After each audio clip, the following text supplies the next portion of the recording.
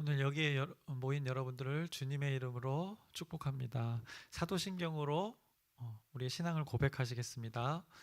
전능하사 천지를 만드신 하나님 아버지를 내가 믿사오며 그 외아들 우리 주 예수 그리스도를 믿사오니 이는 성령으로 잉태하사 동정녀 마리아에게 나시고 본디오 빌라도에게 고난을 받으사 십자가에 못 박혀 죽으시고 장사한 지 사흘 만에 죽은 자 가운데서 다시 살아나시며 하늘에 오르사 전능하신 하나님 우편에 앉아 계시다가 저리로서 산자와 죽은 자를 심판하러 오시리라. 성령을 믿사오며 거룩한 교회와 성도가 서로 교통하는 것과 죄를 사하여 주시는 것과 몸이 다시 사는 것과 영원히 사는 것을 믿사옵나이다. 아멘. 하나님 아버지, 오늘 또 새 생명 주심을 감사합니다. 오늘 이 귀한 하루를 하나님의 뜻에 맞춰서 하나님 뜻대로 살아내는 귀한 하루가 될 수 있도록 인도해 주시옵소서. 매일매일 선포되는 이 말씀이 우리 삶 가운데 기준이 되어서 주님이 말씀하신 그 길 위에 걸어가는 우리 모두가 될 수 있도록 주님께서 인도해 주시옵소서. 성령님께서 이끌어 주시옵소서. 예수 그리스도의 이름으로 기도드렸습니다. 아멘. 함께 찬송가 88장 찬양하시겠습니다. 새 찬송가 88장, 통일 찬송가도 동일하게 88장입니다.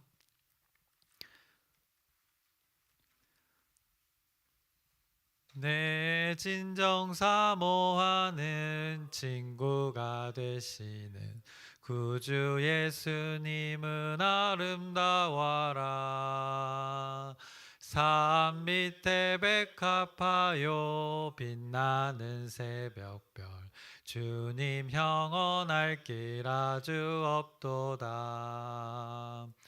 내 마음이 아플 적에 큰 위로 되시며 나 외로울 때 좋은 친구라. 주는 저 산 밑에 백합 빛나는 새벽별 이 땅 위에 비길 것이 없도다.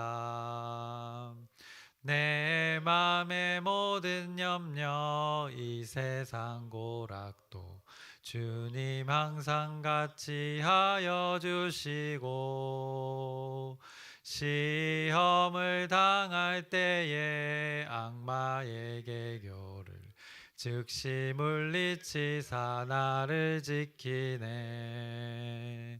온 세상 날 버려도 주 예수 안 버려 끝까지 나를 돌아보시니.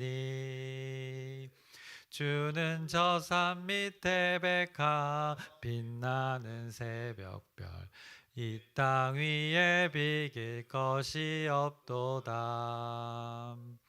내 마음을 다하여서 주님을 따르면 길이 길이 나를 사랑하리니. 물불이 두렵지 않고 창검도 겁없네. 주는 높은 산성 내 방패시라.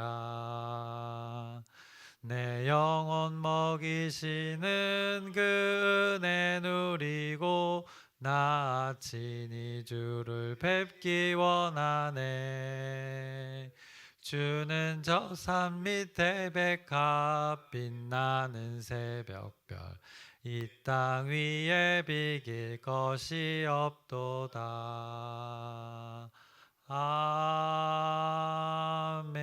아멘. 오늘 함께 나누실 말씀은 신명기 19장입니다. 신명기 19장 전체의 말씀인데 앞부분은 도피성에 대한 말씀이라서 읽진 않고 14절부터 21절까지 교독하시겠습니다. 14절부터 19장 14절부터 21절까지 말씀 교독하시겠습니다. 제가 먼저 읽겠습니다. 내 하나님 여호와께서 내게 주어 차지하게 하시는 땅 곧 내 소유가 된 기업의 땅에서 조상이 정한 내 이웃의 경계표를 옮기지 말지니라.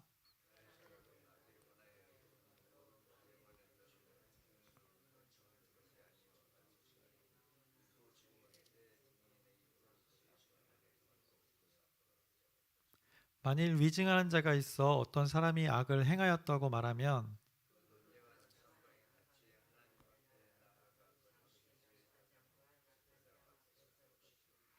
재판장은 자세히 조사하여 그 증인이 거짓 증거하여 그 형제를 거짓으로 모함한 것이 판명되면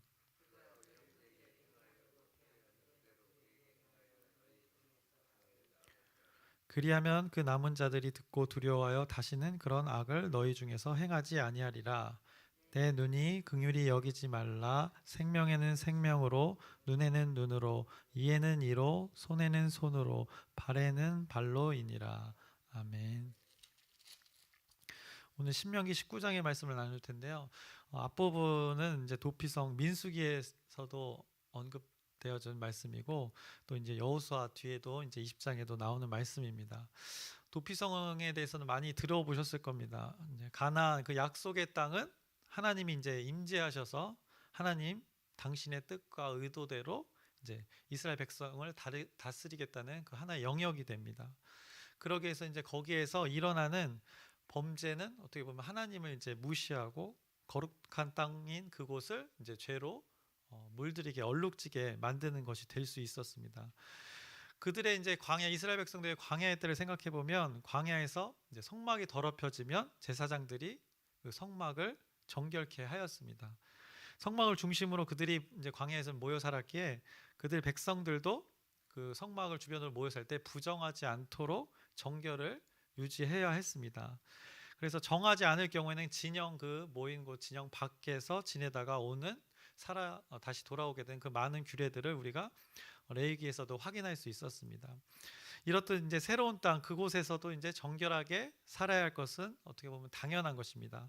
광야에서 가나안에서의 삶을 어떻게 보면 그들이 예습을 했던 것입니다. 그리고 이제 이스라엘은 부정한 것이 만연한 그 가나안 땅 거기서 이제 정결할 의무가 있었습니다. 그들이 깨끗게 하는 것이 아니라 그들이 구별되어짐으로 하나님께서 그 구별됨을 먼저 말씀함으로 이제 그곳이 정결하게 바뀌게 되는 것입니다. 그래서 오늘 본문에 이제 살인 사건이라는 범죄가 생기면 어떻게 보면 피를 흘리기 마련인데 그 흘린 피로 그 더럽혀진 땅은 반드시 깨끗해져야 그리고 또 그것은 구별되어져야 됨을 말씀하고 있습니다. 그 임무를 맡은 자가 바로 보복자였습니다. 6절입니다. 19장 6절에 그 사람이 그에게 본래 원한이 없으니 죽이기에 합당하지 아니하나 두렵건대 그 피를 보복하는 자의 마음이 복수심에 불타서 살인자를 뒤쫓는데 그 가는 길이 멀면 그를 따라 잡아 죽일까 하노라라고 말씀합니다. 이 주사위는 이제 보복하려는 자에게 던져진 것입니다.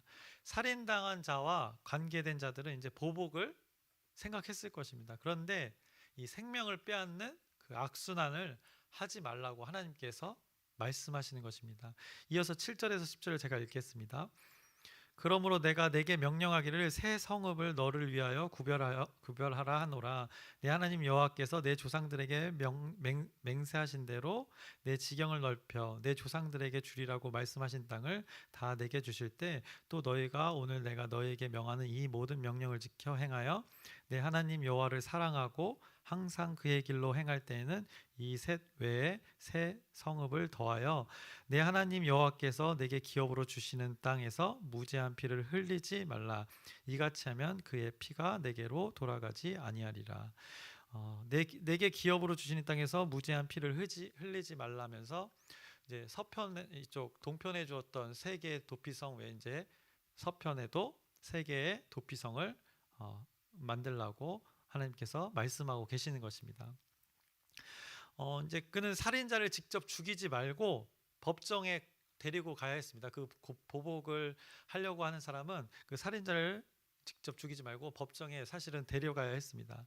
살인 사건에서도 이제 고의적으로 살인한 것과 고의가 의도치 않게 부주의로 사람을 죽이게 하는 일이 발생할 수 있다고 오늘 이 본문에 말씀하고 있습니다.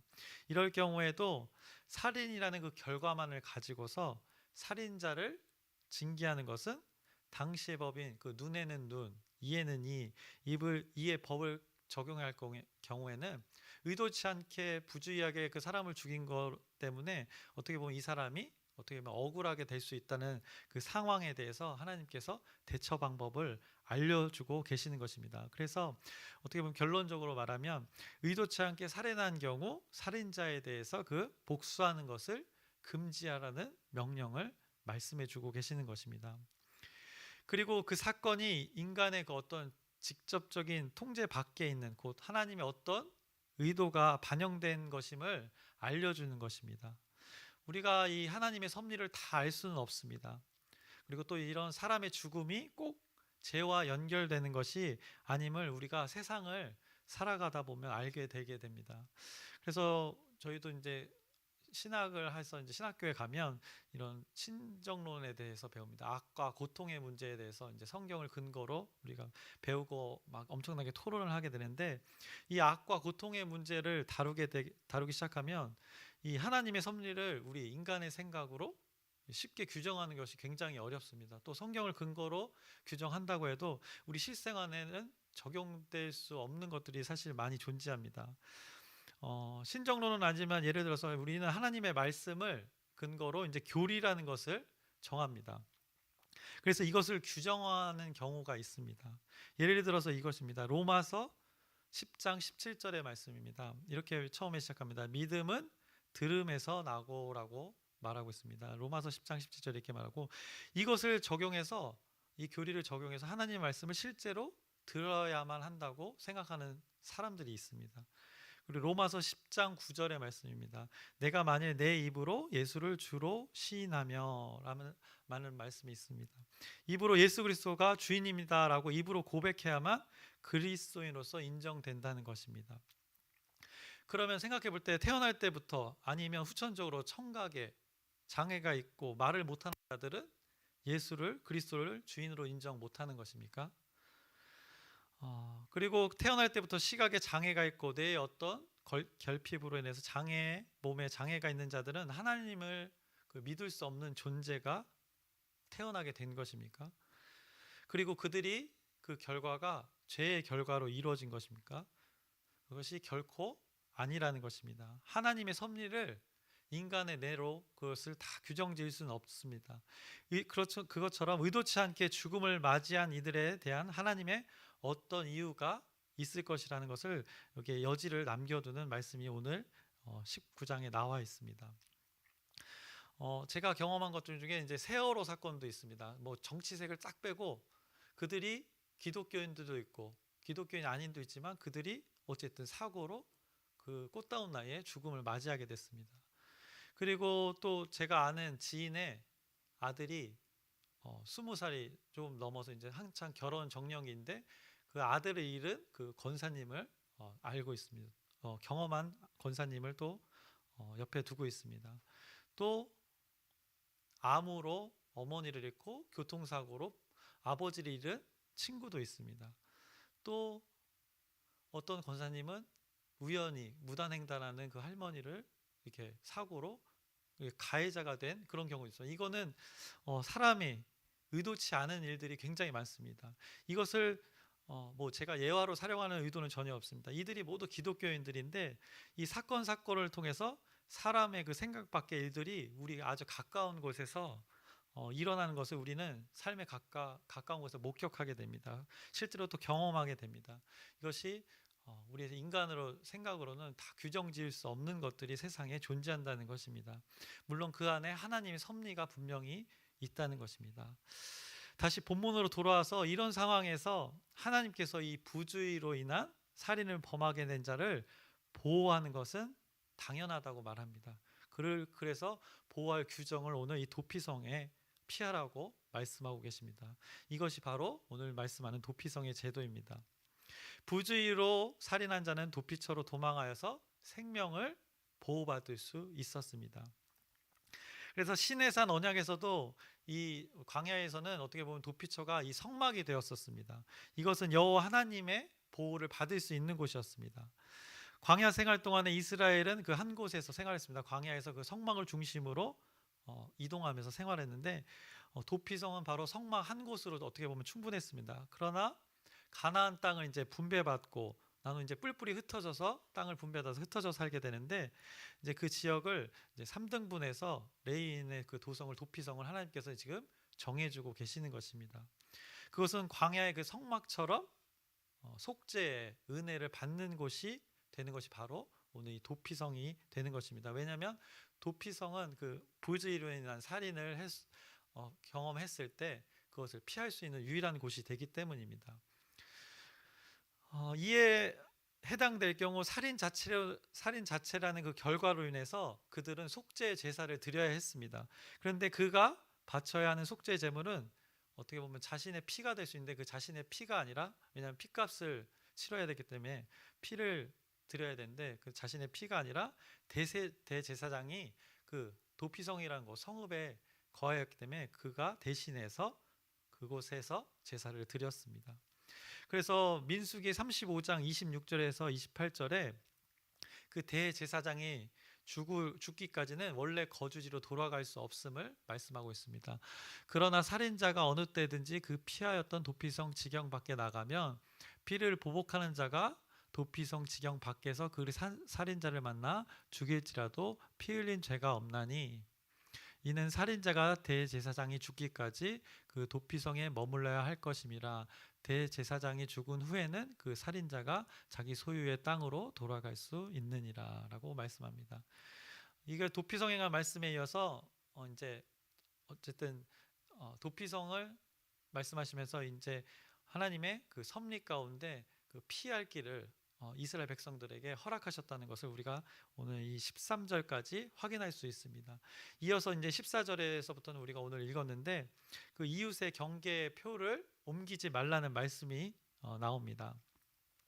당시에는 현대와 이제 비교하면 모든 법이나 제도들이 지금의 기준으로는 완벽할 수는 없습니다. 지금처럼 법이 발달되지 못한 제도들이었습니다. 당시에는 그래서 땅의 소유를 나타낼 때 경계표를 사용했습니다. 그것은 주로 돌로 그것을 세워서 글을 새겨서 자신의 소유를, 경계를 구분했습니다. 우리나라 유명한 그 왕 있지 않습니까? 예전에 고구려의 그 광개토 대왕의 그 비, 이런 것들이 기본적으로 그들의 문화였던 것입니다. 그 땅까지를, 그 거기 위치한 돌까지를 자신의 땅으로 표현했던 것입니다. 그것이 일반 백성들에게서도 그것이 사용되어지고 있었던 것입니다. 그것을 옮기지 말라고 말씀합니다. 자신의 조상이 정해준 그 경계선, 분배받은 땅의 그 경계를 함부로 너희들끼리, 이웃끼리 서로 옮기지 말라고 합니다.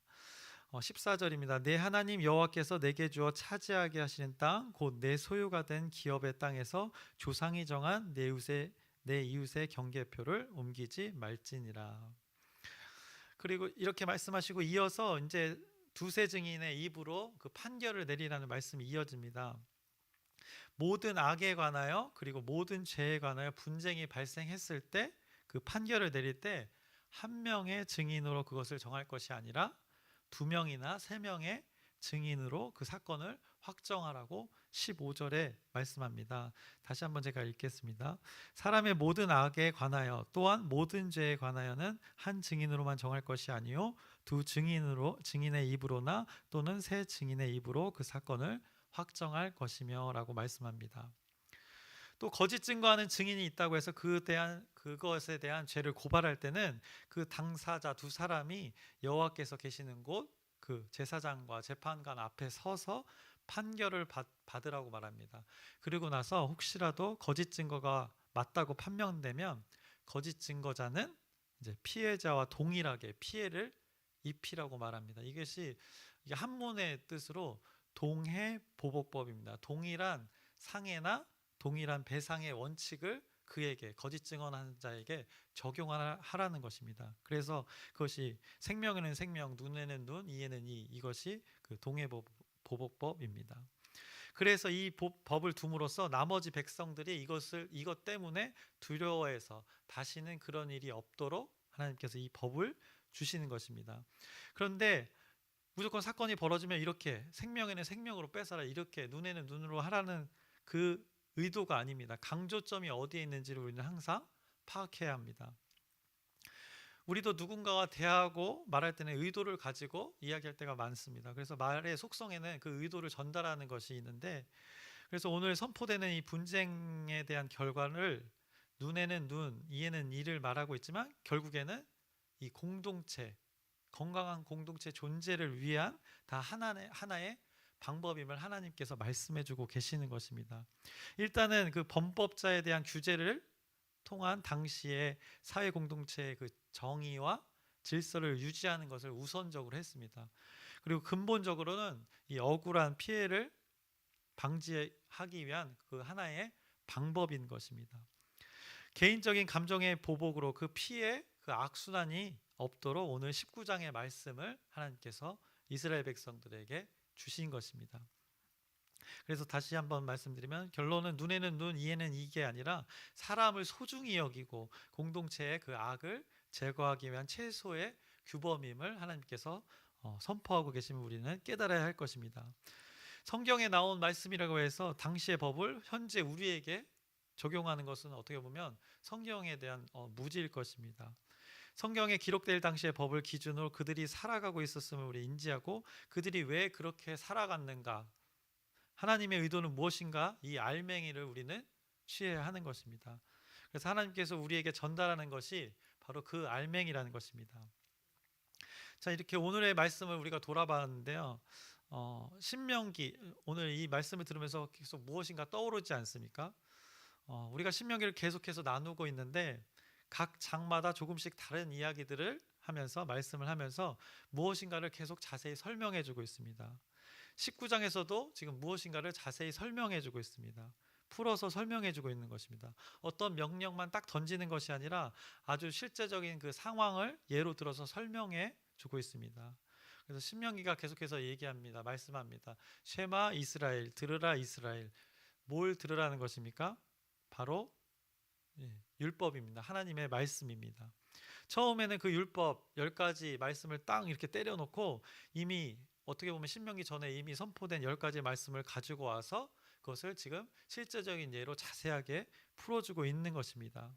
그러면서 오직 여호와 하나님만을 섬길 것을 반복해서 설명해주고 있고 나 위에 다른 신을 내게 두지 말라, 우상을 섬기지 말라 하십니다. 그리고 오늘의 말씀은 그 10가지 계명 중에 무엇과 연관됩니까? 바로 살인하지 말라, 또 도둑질하지 말라, 내 이웃의 집을 탐내지 말라, 내 이웃에 대하여 거짓 증거하지 말라. 이 큰 전제를 다시 자세하게 설명해 풀어서 선포해주고 계시는 것입니다.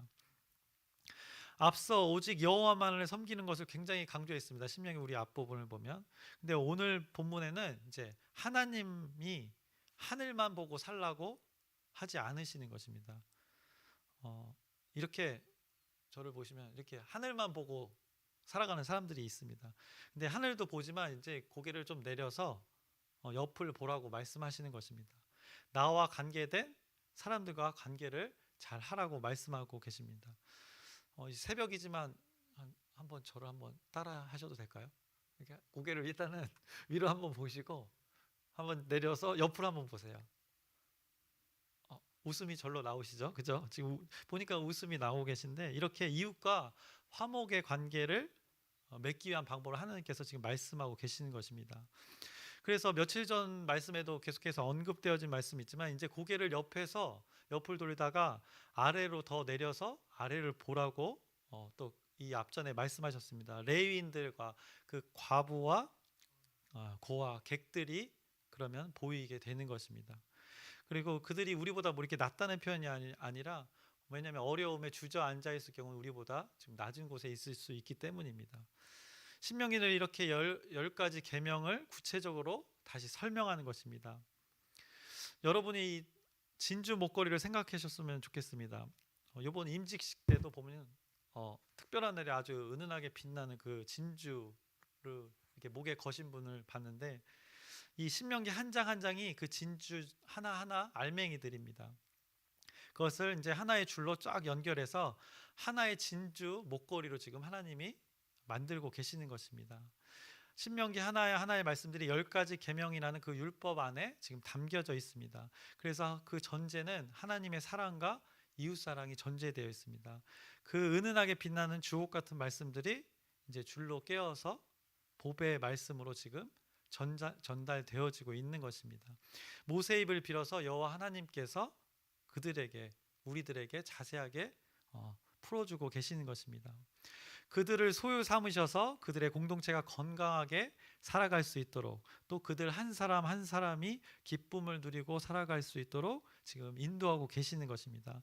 우리가 그것을 성경을 근거로, 또 성경의 성취로 우리는 지금 21세기에 이것을 지금 목격하고 확인하고 있는 것입니다.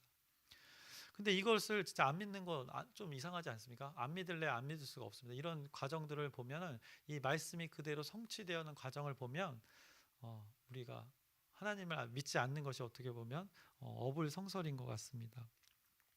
오늘의 말씀도 모세가 다음 세대를 향한 선포였습니다. 동해보복법, 그 동일한 배상과 상해에 대해서 동일하게 하라고 말씀하시지만, 지금으로 보기에는 세련되지 않고 정제되지 않은 당시의 법이었습니다. 그러나 이것을 반드시 실행하는 것이 목표와 목적이 아니었음을 여러분들이 기억하셨으면 좋겠습니다.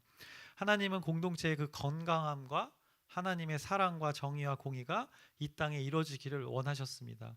그래서 그들에게 적용될 수 있는 방법을 오늘 19장에 마련하신 것입니다.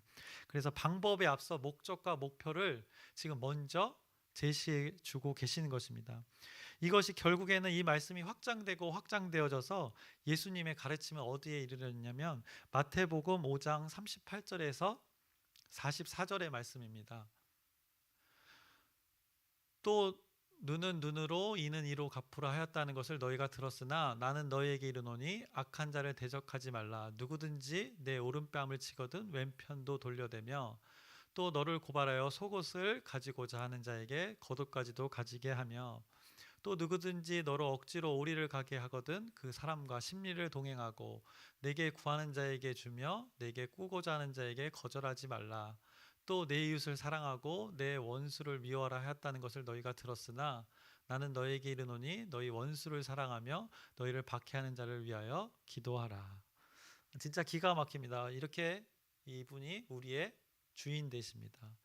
이런 분이 여러분을 사랑하신다고 하시고 여러분에게 그렇게 관심이 많다고 여러분에게 찾아오신 것입니다.